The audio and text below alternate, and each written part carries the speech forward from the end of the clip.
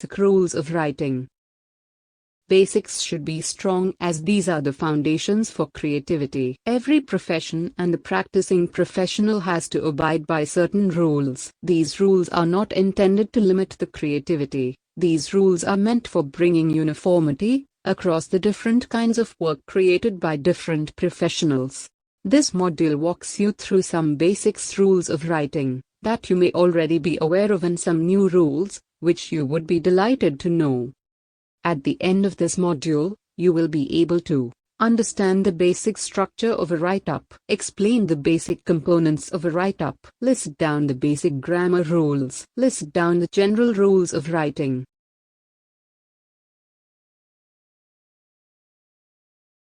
Opening is the first few lines. Every write-up has few basic components: heading, opening, body, and closing. Heading is the most important part of a write-up. Based on the headings, the readers may decide to read the article further.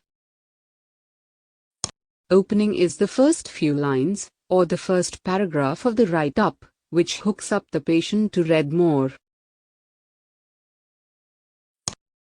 The body of a write-up is the most content-rich part, and should be structured properly, for making it easy for the readers to find the information they are looking for. Closing is the last paragraph of the write-up, and can leave a great impact on the readers. Every component of the write-up contributes to increase the chances of the article being read. The writers must follow certain rules for an effective writing piece. Heading. Keep the heading brief, simple, and succinct. Do not use cute headings. Do not use generic words or unnecessary words in the heading. Use relevant and information-carrying words. Example: consider two headings. 1. Time is the best healer. And 2. Psychotherapy for depression. Time-consuming, yet effective. The first heading is short, but very generic, and does not have any information-carrying words. The second heading has information-carrying words and directly relates to the content.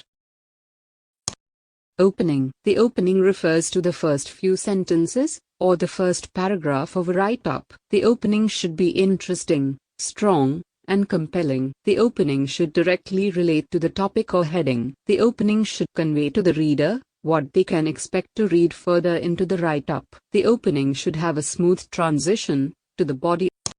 The body includes the content present between the opening and the closing. It is the most information-rich part of the write-up. The body of the write-up should be structured properly for better flow. The body should have the content segregated under subheadings to make the article scannable and help the readers locate the information they are looking for. The content should be divided in paragraphs, with only one thought or idea per paragraph.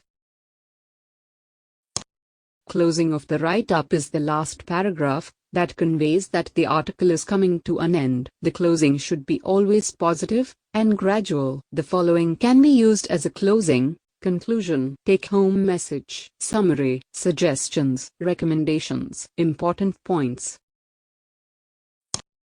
A grammatically correct content is easy to read and understand. There are certain rules that one needs to follow to keep the grammar, syntax, and punctuation correct.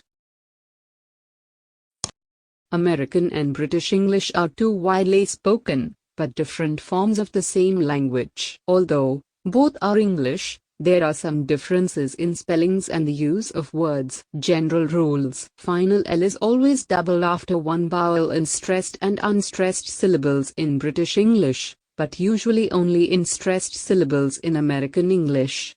Some words end in TRE in British English and TER in American English. Example: center and center. Some words end in OGUE in British English and OG in American English. For example, catalog on catalog. Some words end in OUR in British English and OR in American English. Example: flavor and flavor. Some verbs end in IZE or ISE in British English but only in IZE in American English. Example: customize and customize. Click the Resources button at the top right side to view the list of words that differ in British and American English.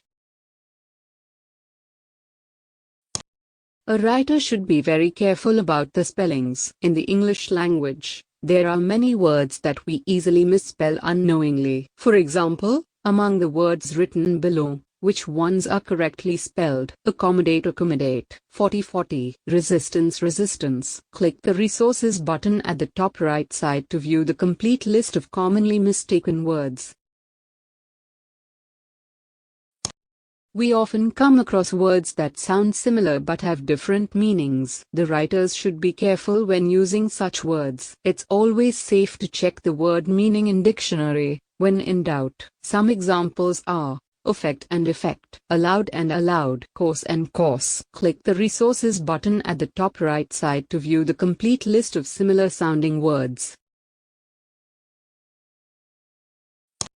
Comma use. The stops in a sentence should fit with the rhythm of respiration, as well as with the sense of what is said. Commas serve to break up the flow of words. Example: the physician thought the patient looked gravely ill. The physician thought the patient looked gravely ill is incorrect. The physician thought the patient looked gravely ill is correct. Semicolon is used when you almost need a period, yet a period would break up linked thoughts. It is also used to present a series of items. Example: musculoskeletal injuries may be treated with rest, analgesics or muscle relaxant medication, and physical therapy including heat, ice, and stretching exercise. The colon is a very useful piece of punctuation to help make the writing precise and balanced. A colon is used for the following: introduce an idea. Example: the soldiers were left with only one option, win the battle. Introduce a list. Example: the small room had every luxury that one could think of: television, refrigerator, furniture, and an air conditioner. Introduce a quoted idea. Example: the cheerleader always motivated the crowd with his one-liner, problems are opportunities. There are three types of dashes in use: the hyphen, n dash, and m dash. The hyphen is used to separate the words in a compound adjective. There are three types of dashes in use: the hyphen, n dash, and m dash. The hyphen is used to separate the words in a compound adjective, verb, or adverb. Examples are long-term, follow-up. N dash is one capital N long. It is used to express a range of values or a distance. Example: women of age 13 to 50 are more prone to PCOD. M dash is roughly one capital M long. It is used to set off parenthetical elements, which are abrupt, and to separate the final part of a sentence that is logically not part of the sentence. Example: the Phase 4 study, observational and multicentered, commenced with high expectations. There are 206 bones in the body, femur being the largest among them.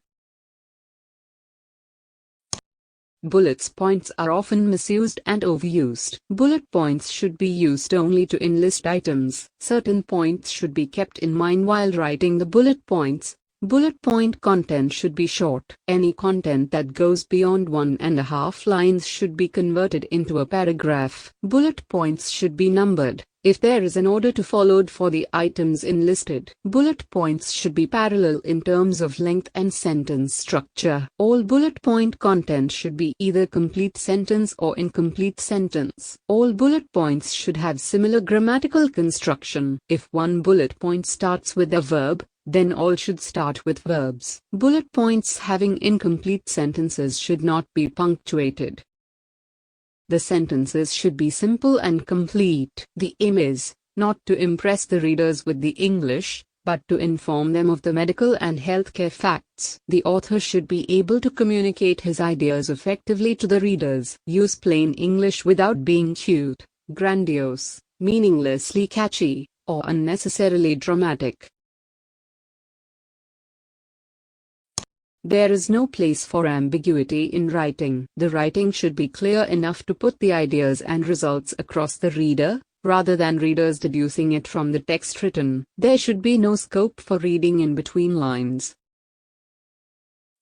Economy of word is very important in any kind of writing. Flowery prose is better avoided. An idea should be communicated in as few words as possible. Unnecessary word use makes the writing fuzzy. The writing should be to the point without over-explanations. It is advisable to use active voice, as it facilitates use of fewer words to express the ideas.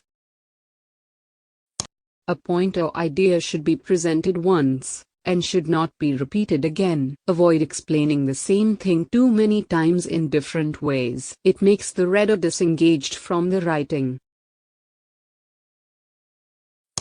Each sentence should contain only one thought. The sentence should be broken. If there are more than 25 to 30 words or more than 2 commas in a sentence. Following is an example.